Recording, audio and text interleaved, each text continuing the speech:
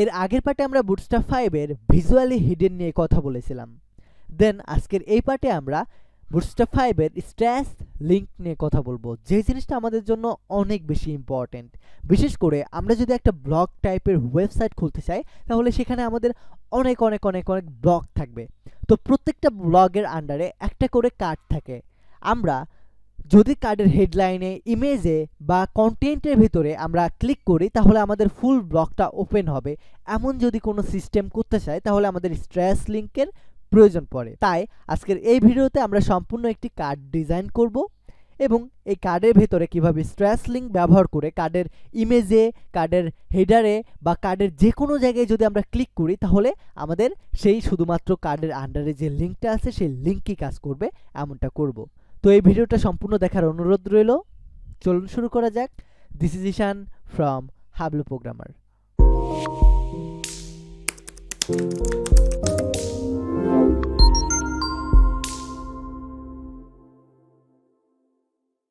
তো আমাদের স্ট্যাশ লিঙ্কটা ব্যবহার করার জন্য শুরুতে আমরা আমাদের কোড এডিটরে যাব অ্যান্ড এই সাইটে এই দুইটাকে মিনিমাইজ করে নিব। যেহেতু আমরা এটার মতো একটা কার্ড ডিজাইন করতে চাই, তো সবার শুরুতে আমাদেরকে একটা ডিপ ক্রিয়েট করতে হবে অ্যান্ড এই ডিপের ভেতরে আমাদেরকে লিখতে হবে কার্ড।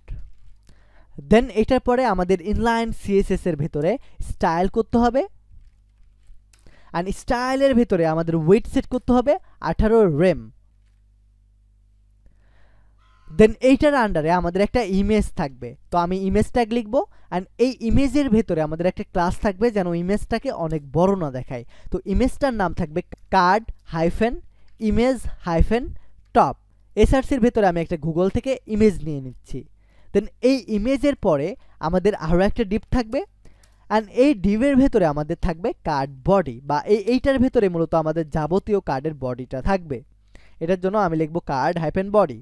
দেন এইটার আন্ডারে আমাদের থাকবে card title, card text and একটা বাটন, যেটাকে আমরা লিঙ্ক হিসাবে অ্যাড করতে চাই। তো শুরুতে কার্ড হেডিংয়ের জন্য হেডিং 5 নেব এবং এটার ভিতরে লিখে দেব কার্ড হেডিং। দেন এটার পরে একটা প্যারাগ্রাফ ট্যাগ থাকবে এবং প্যারাগ্রাফ ট্যাগের ভিতরে আমি লরেম ইপসামের 20 ওয়ার্ড নিয়ে নিব অ্যান্ড এই যে প্যারাগ্রাফ ট্যাগ নিলাম, এই প্যারাগ্রাফ ট্যাগের নামটা দেব আমি কার্ড হাইফেন টেক্সট।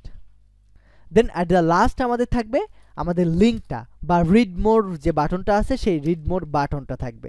আমাদের এই কার্ডের ভেতরে যে কোনো জায়গায় যদি আমরা ক্লিক করি, তাহলে আমাদের এই ওয়েবসাইটে এসে আমাদের এই ব্লগটা পড়াবে, এই জিনিসটা, বা আমরা যে লিঙ্কটা দেবো সেই লিঙ্কে নিয়ে যাবে আমাদেরকে। সো এখন এই জিনিসটার আউটপুট দেখার জন্য আমি জাস্ট আমাদের ওয়েবসাইটটাকে লাইভ সার্ভার করব। এখন আপনারা দেখতে পাচ্ছেন আমাদের সুন্দর একটি কার্ডের ডিজাইন হয়ে গেছে। আর আমরা যদি এই বাটনটাকে আরও সুন্দরভাবে ডিজাইন করতে চাই, তাহলে আমাদেরকে এই জায়গায় অ্যাঙ্কর ট্যাগের ভিতরে লিখতে হবে class BTN hyphen primary, BTN hyphen primary.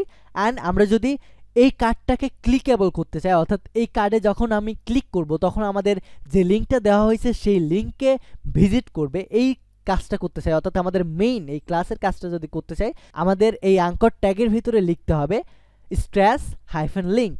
তো আমি এই জিনিসটা লিখে নিই অ্যান্ড এখন যদি আমাদের ওয়েবসাইটে যাই, তাহলে আমরা দেখতে পাবো আমাদের সুন্দর একটা বাটন তৈরি হয়ে গেছে, অর্থাৎ সুন্দর একটি কার্ড তৈরি হয়েছে। অ্যান্ড এই কার্ডের ভেতরে যে কোনো জায়গায় যদি আমি ক্লিক করি, এই জায়গায় ক্লিক করলাম, কার্ডের ইমেজে ক্লিক করলাম, আমাদের বুটস্ট্র্যাপের যে ডকুমেন্টেশন আছে সেখানে নিয়ে আসলো। আবার কার্ডের হেডিংয়ে ক্লিক করলাম, আমাদের এই ডকুমেন্টেশনে নিয়ে আসলো। কার্ডের এই জায়গায় ক্লিক করলাম, ডকুমেন্টেশনে নিয়ে আসলো। রিড মোরে ক্লিক করলাম, এখানে নিয়ে আসলো। কিন্তু কি হতো যদি আমরা এই স্ট্যাশ লিঙ্ক এই ক্লাসটা না লিখতাম, এই ক্লাসটা যদি আমরা না দিতাম, তাহলে এখন যদি রিফ্রেশ করি, আমরা দেখেন এই জায়গায় ক্লিক করতেছি কিছু হচ্ছে না, এই জায়গায় ক্লিক করতেছি কিছু হচ্ছে না, ক্লিকেবলই হচ্ছে না, শুধুমাত্র রিড মোরে অর্থাৎ এই বাটনে ক্লিক করলে কাজ করবে। আর যদি আমরা স্ট্যাশ হাইফেন লিঙ্ক এই ক্লাসটা ব্যবহার করি, তাহলে আমাদের এই যে কার্ড আছে, অর্থাৎ এই যে এরিয়া আছে, এই এরিয়ার ভিতরে যেই জিনিসই থাক, সেখানে যদি আমরা গিয়ে ক্লিক করি, তাহলে আমাদের যে ব্লকটা আছে সেই ব্লকটাই ওপেন করবে স্পেসিফিকভাবে।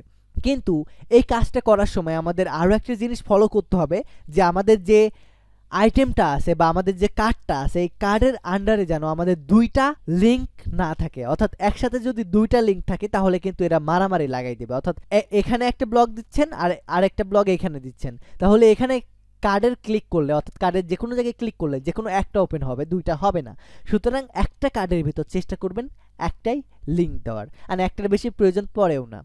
তো এই ভিডিওটা এই পর্যন্তই থাকবে। আশা করি এই ভিডিও থেকে আপনি একটু হলেও নতুন কিছু শিখতে পেরেছেন। ভালো থাকবেন, সুস্থ থাকবেন, টেক এ রিস্ক।